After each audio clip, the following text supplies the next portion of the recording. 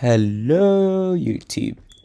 Okay guys, welcome to another video. So this is an interesting video because in this video I'm going to be showing you the best way to wrap your old furnitures and avoid bubbles.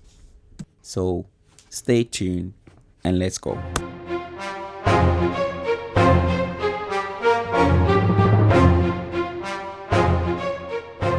So one thing to bear in mind is that to achieve a good result and a bubble-free wrapping, you need a smooth surface.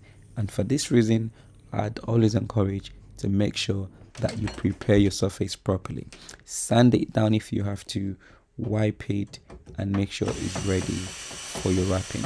And also, if you've got handles, then take it off, because trust me, taking these handles off makes your life easier. Now, leaving it might seem like you're saving time, but it will take you a lot more time to cut around these things. So just take it off, please, and save yourself some time.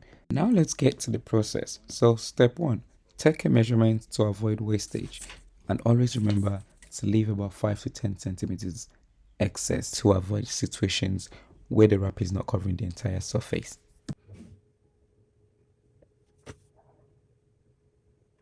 The next thing you want to do is to peel off a little section of the wrap you'll be using. Fold it and make sure the edges align together, and then now you can apply it to the surface you're wrapping. You can then use a screw jig to start applying the wrap on the surface. The reason why I don't like using screw jigs is that it leaves scratches on your surface when you apply too much force, and then when you don't put enough force, you end up with bubbles, especially when you're working on large surfaces like this. The advantage to using your hand is that no matter how much force you put, you won't be causing any damage or scratches on the surface.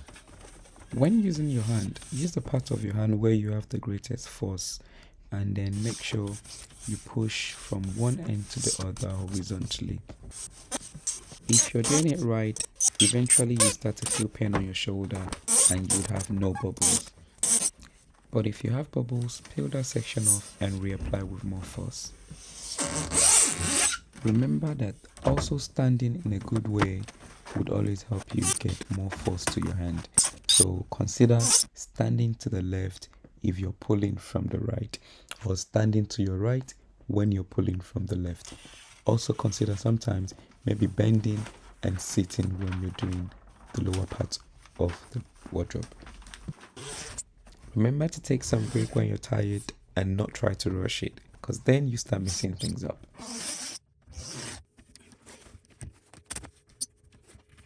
Now bear in mind that because the process for the wardrobe and the cabinets are the same, so the tutorial will be focusing on how the wardrobe is wrapped, and then we can use that on the other.